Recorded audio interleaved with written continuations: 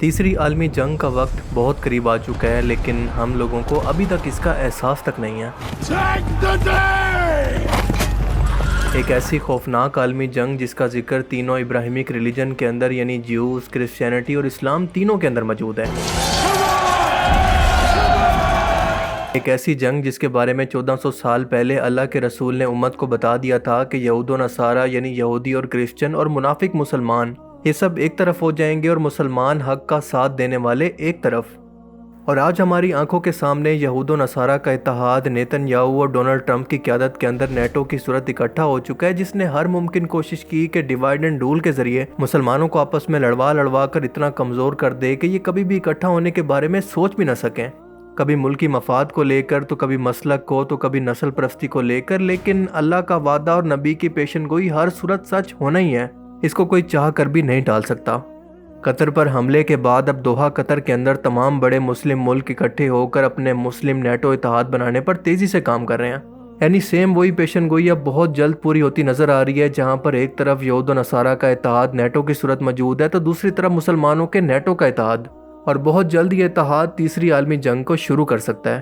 یہودی اور کرسچن قومیں اس جنگ کی مکمل تیاری کر چکے ہیں، اور آپ کو ایک سیکرٹ بات بتاتا چلوں کہ میں پہلے بھی بتا چکا ہوں کہ نیتن یاہو خود حماس کو سیکرٹ فنڈنگ بھی کیا کرتا تھا۔ ملین آف ڈالرز اس نے حماس کو خفیہ طور پر ہر مہینے بھیجے، تقریباً $35 ملین، تاکہ حماس اپنے آپریشن کو جاری رکھ سکے۔ حماس جان بوجھ کر اسرائیل پر حملہ کرے اور یہ مظلوم بن کر پورے فلسطین کو قبضا سکیں اور دنیا کو یہ بتا سکیں کہ ہم تو صرف اپنا سیلف ڈیفنس کر رہے ہیں۔ اور یہ باتیں میں صرف ہوا میں نہیں کر رہا، بلکہ اس کا پراپر ثبوت موجود ہے، اور ظاہر ہے کہ اس طرح کی خفیہ انفارمیشن پبلکلی طور پر اویلیبل نہیں ہوتی۔ ایمیزون پرائم پر کچھ ہی ٹائم پہلے ایک نئی فلم آنے والی تھی جس کا نام تھا بی بی فائلز، اور یہ فلم نیتن یاہو کی پرسنل لائف پر بیس کرتی تھی، لیکن اس بندے نے اس سیریز کو کینسل کروا دیا،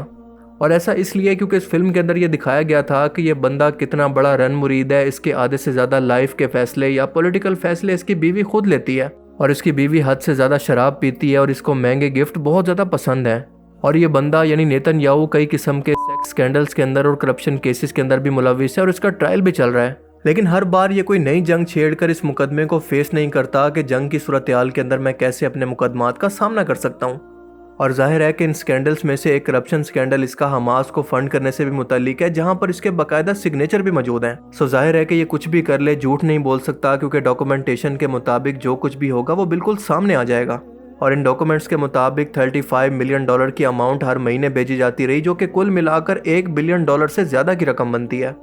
فلم کی کہانی کے مطابق یہ پیسہ قطر کے تھرو سوٹ کیسز کے اندر بھر کر حماس کو بھیجا جاتا تھا، اور ان پیسوں کا مقصد یہ تھا کہ ایک طرف سے ویسٹ بینک ہے جو کہ خاموشی سے بیٹھا ہے اور اسرائیل کو نہیں چھیڑتا، تو دوسری طرف غزہ کے اندر ہے حماس جو کہ لڑاکا ہے اور اسرائیل کے اس قبضے کے خلاف ہے اور ہر صورت اس کو یہاں سے نکالنا چاہتا ہے۔ اب اسرائیل نے جان بوجھ کر حماس کی مدد کی، ان کی فنڈنگ کہہ کر یا پھر ڈیمیج کنٹرول کہہ کر کہ ہم نے تمہارا جو نقصان کیا یہ اس کی مدد ہے، پر دوسری طرف ان کا مقصد یہ تھا کہ جب بھی حماس کو موقع ملے گا یا پھر ان کو چھیڑا جائے گا تو یہ اسرائیل پر کبھی بھی حملہ کر سکتے ہیں، اور بالکل ایسا ہی ہوا، اور اس کے بعد اسرائیل کو موقع مل سکے گا کہ وہ سیلف ڈیفنس کے نام پر پورے فلسطین کو قبضانے اور گریٹر اسرائیل کی شروعات کر سکے گا، اور آپ نے دیکھا کہ اس کو یہ موقع مل گیا اور سب کچھ ویسے ہی ہوا، اور اب وہ گریٹر اسرائیل بنانے تک نہیں رکنے والا، اور اس گریٹر اسرائیل کی شروعات مسجد اقصی کو شہید کر کے یا پھر گرا کر کی جا رہی ہے۔ حالیہ کنفرم رپورٹس کے مطابق مسجد اقصی کے نیچے درمیان سے ایک ٹنل کھودی جا رہی ہے، اور یہاں پر مسلسل کھدائی جاری ہے تاکہ اس مسجد کی بنیادوں کو اتنا کمزور بنایا جا سکے کہ کسی حادثے یا پھر آرٹیفیشل زلزلے کے نتیجے کے اندر یہ خود بخود گر جائے، اس کو گرانا نہ پڑے،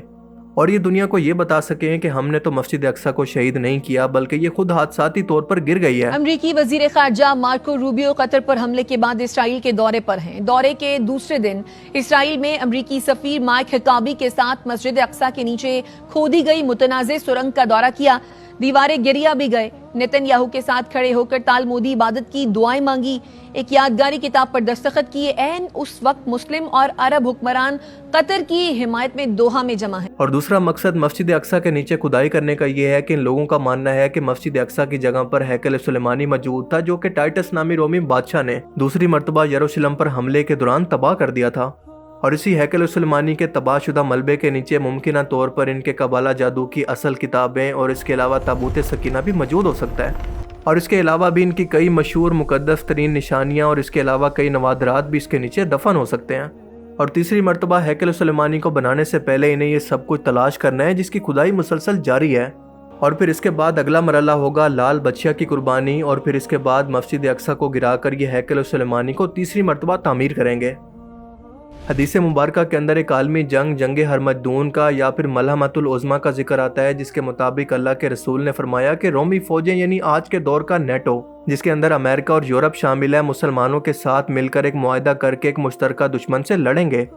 اور حدیث مبارکہ کے الفاظ کے مطابق جو آج کے دور کے اندر ممکنہ طور پر رشیا، چائنا یا ترکی کوئی بھی ہو سکتا ہے۔ اب آپ سوچ سکتے ہیں کہ ترکی تو ایک مسلمان ملک ہے، اس کے بارے میں آپ اس طرح کی بات کیسے کر سکتے ہیں کہ یہ مسلمانوں کے خلاف ہو سکتا ہے یا مسلمانوں کے اتحاد کے خلاف جا سکتا ہے؟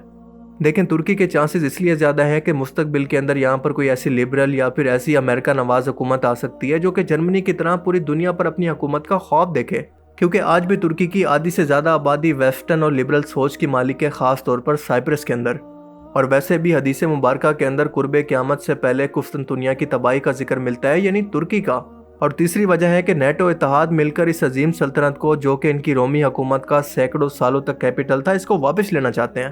اور اسی لیے آپ نے دیکھا کہ یورپ مل کر نیٹو کے اتحاد سے ترکی کو نکالنا چاہتا ہے، اور اس کے علاوہ کچھ ہی عرصہ پہلے آپ نے دیکھا تھا کہ طیب اردوان کے خلاف بھی بغاوت ہو چکی ہے۔ اب میں یہاں پر بالکل یہ کنفرم نہیں کر رہا کہ یہ ترکی ہو سکتا ہے، بلکہ یہ چائنا اور رشیا بھی ہو سکتے ہیں، واللہ عالم۔ مگر سب سے اہم بات یہ ہے کہ اس مسلم لشکر کی قیادت امام مہدی علیہ السلام کریں گے، جن کے پیچھے تمام مسلم امت اکٹھی ہوگی، اور اس جنگ کو کہا گیا ہے ملحمۃ العظمیٰ، ملحمۃ الکبریٰ یا پھر جنگ ہرمجدون۔ حدیث مبارکہ میں بیان ہوتا ہے کہ جنگ ہرمجدون کے اندر اللہ تعالیٰ رومی اتحاد اور مسلمانوں کو مشترکہ دشمن کے خلاف فتح دے گا،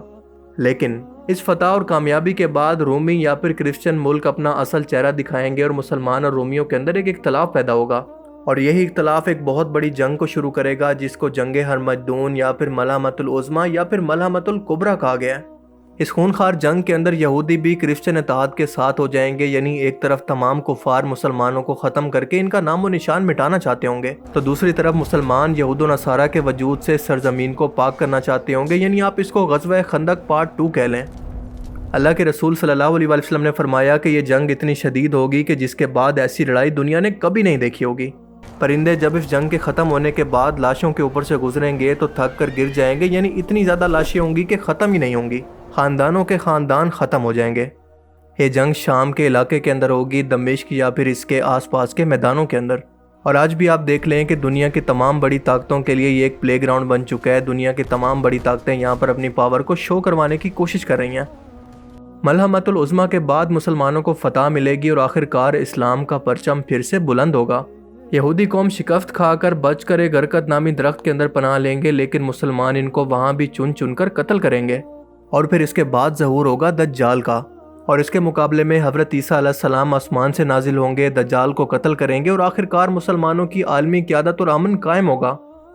اب آپ لوگوں کو سمجھنے کی ضرورت ہے کہ ہم لوگ مسلسل جنگ کی صورتحال کے اندر ہیں۔ اسرائیل امریکہ ایک بڑی جنگ کی تیاری کر چکے ہیں اور مسلسل مسلمان ملکوں پر حملہ کر کے ان کو اکسا رہے ہیں، جیسا کہ انہوں نے حماس کو کیا، تاکہ پھر سے اپنے سیلف ڈیفنس کے نام پر عرب اسرائیل وار کی طرح ان کو مکمل طور پر تباہ کر دیں، جیسا کہ انہوں نے حال ہی میں عراق، شام، لیبیا اور اس کے علاوہ یمن کا بھی کر دیا ہے۔